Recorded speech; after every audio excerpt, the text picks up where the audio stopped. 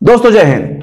कांग्रेस को एक और झटका लगा है और वो झटका इसलिए क्योंकि इस बार एक और नेता ने कांग्रेस पार्टी को छोड़ दिया है और वो भी नेता कोई ऐसा वैसा नहीं, दक्षिण भारत का उसे अमिताभ बच्चन कहा जाता है। वो एक साउथ की एक्ट्रेस हैं और नाम है विजय शांति।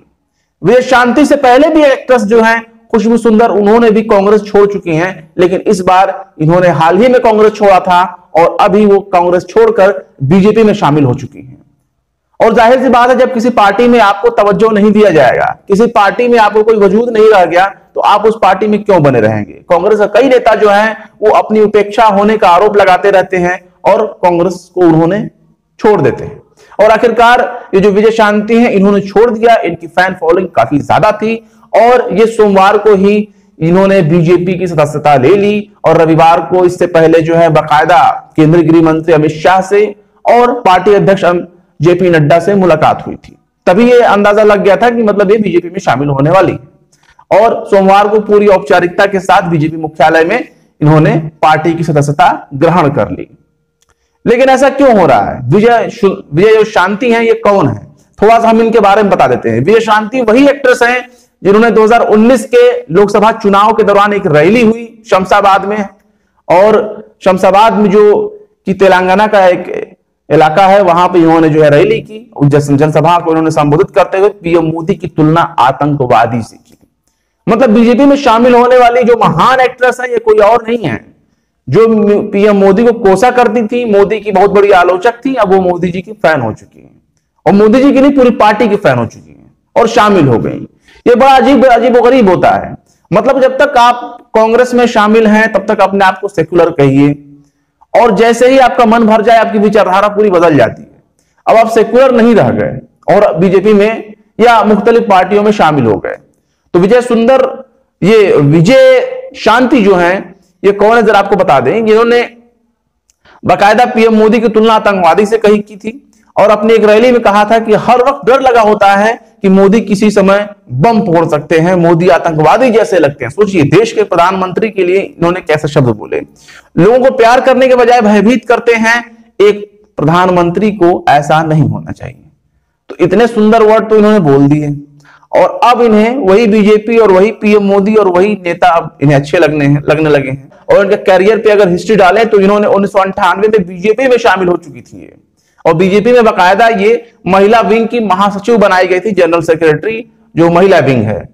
और उसके बाद आंध्रा से अलग जो तेलंगाना राज्य बनाने की चूंकि लड़ाई बहुत दिनों से चल रही थी, जो तेलुगु देशम जो लैंग्वेज को लेकर के बाकायदा जो है तेलंगाना स्टेट बनाया गया, इसका जो आंदोलन किया जा रहा था उसमें टीआरएस के जो मुखिया थे चंद्रशेखर राव, उनसे इनके काफी अच्छे संबंध थे और इनसे अच्छा दोस्ताना रिश्ता ऐसे भी रहा कि ये बाकायदा मतलब टीआरएस के टिकट पर ही 2009 में इन्होंने जो है मेंढक लोकसभा सीट है, वहां से ये बाकायदा सांसद भी चुनी गई टीआरएस के टिकट पर। बाद में इन्होंने अपनी एक पार्टी बना ली जो ज्यादा दिन तक चल नहीं पाई और फिर वो टीआरएस में ही विलय हो गई और इसके बाद इन्होंने जो है टीआरएस को भी छोड़ दिया और टीआरएस को छोड़ने के बाद ये कांग्रेस में शामिल हो गई। कांग्रेस में बाकायदा ये स्टार प्रचारक भी रही।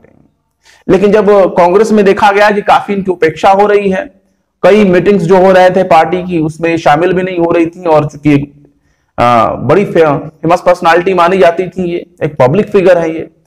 लेकिन जब कांग्रेस से जब ये तंग आ गई तो अब ये बीजेपी में शामिल हो गई हैं, अब ये बीजेपी की नेता हो गई। तो जिस तरह से कांग्रेस को छोड़ने वालों की कतार लगी हुई है, कम ही नेता बीजेपी से दूसरी पार्टियों में जा रहे हैं, लेकिन जो शामिल होने वालों की संख्या है वो कांग्रेस से बीजेपी में। ऐसा क्यों हो रहा है? क्योंकि कांग्रेस के भीतर जो है वो डेमोक्रेसी नहीं रही। कांग्रेस के अंदर एक परिवारवाद है और इस परिवारवाद का शिकार बहुत से लोग होते हैं जो बीजेपी में शामिल हो जाते हैं या दूसरी पार्टियों में शामिल हो जाते हैं। और कांग्रेस को भी सोचना चाहिए कि जब तक वो किसी घर परिवार की पार्टी बना करके रखेंगे, एक परिवार के लोग कांग्रेस में कब्जा जमाए रहेंगे, तब तक ऐसा नहीं होगा कि आप जो है बीजेपी से लड़ सकें। और दूसरी बात यह है कि बीजेपी को अगर हराना है तो बीजेपी के जैसा सोचिए और बीजेपी की इतना मेहनत भी तो करिए। अभी तेलंगाना में आपने देखा जिस तरह से ग्रेटर हैदराबाद में म्युनिसिपल इलेक्शन हुए और कांग्रेस ने कितनी शर्मनाक प्रदर्शन किया और जब हार गए तो उन्हीं के नेता तारिक अनवर जो हैं वो एमआईएम को मुस्लिम बीजेपी कह रहे हैं और बीजेपी को हिंदू बीजेपी। तो वही हालत है, खिसियानी बिल्ली खंबा नोचे, नाच न जाने आंगन टेढ़ा, जो भी कहावत आप कह रहे हैं। लेकिन जब आप मेहनत नहीं करेंगे तो बगैर मेहनत के आपको कोई नहीं पूछेगा। जनता इस बात को देखती है कि हर वक्त उनके दुख में सुख में हर घड़ी उनके साथ कौन नेता होता है, कौन सामने खड़ा होता है, कौन कार्यकर्ता होता है। लेकिन कांग्रेस के लोग या कांग्रेस के नेता बिल्कुल भी परवाह नहीं करते इन चीजों की कि जनता उनके बारे में क्या सोच रही है। वो सोचते हैं कि जैसे ही हम इलेक्शन में कूदेंगे लोग बस कांग्रेस का नाम सुन के वोट दे देंगे। नहीं भाई, अब वो जमाना नहीं रहा। अब वो जमाना नहीं रहा कि कोई आपके सिर्फ नाम पर वोट दे दे। अब आप इंदिरा के भी नाम पे नहीं मांग सकते, राजीव गांधी के भी नाम से नहीं मांग सकते। अब वो जमाना बिल्कुल भी नहीं रहा। आपकी सत्ता चली गई है। अब इन्हें चाहिए कि अपने पार्टी स्ट्रक्चर को ज्यादा से ज्यादा मजबूत करें, क्योंकि जिस तरह से इन्हें अमिताभ बच्चन कहा जाता है, विजय शांति को साउथ के अमिताभ बच्चन कहा जाता है, और ये साउथ फिल्मों की बहुत जानी मानी एक्ट्रेस रही है, बहुत फेमस पब्लिक फिगर। तो जब ऐसे नेता ने छोड़ दिया तो सोचिए आगे हालात और भी बुरे हो सकते हैं। जिस तरह से दक्षिण में जो है बीजेपी ने अपना विजय पताका फहरा दिया, इससे तो यही लगता है कि दक्षिण के ज्यादातर राज्यों पर बीजेपी काबिज ना हो जाए।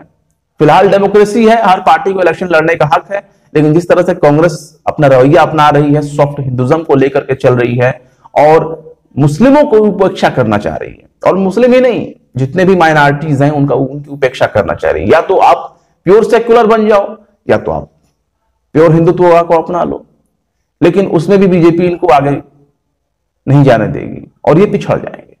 फिलहाल एक बड़ा झटका माना जा रहा है कांग्रेस के लिए विजय शांति का पार्टी छोड़ने की वजह से, और आने वाले दिनों में देखना होगा कि इससे सबक लेती है कि नहीं कांग्रेस। क्या कांग्रेस को छोड़ने वाला या कांग्रेस को त्याग देने वाले ये कोई आखिरी लीडर होगा, ये भी देखना बाकी होगा। फिर मिलते हैं किसी और खबर में किसी नई वीडियो के साथ। जय हिंद।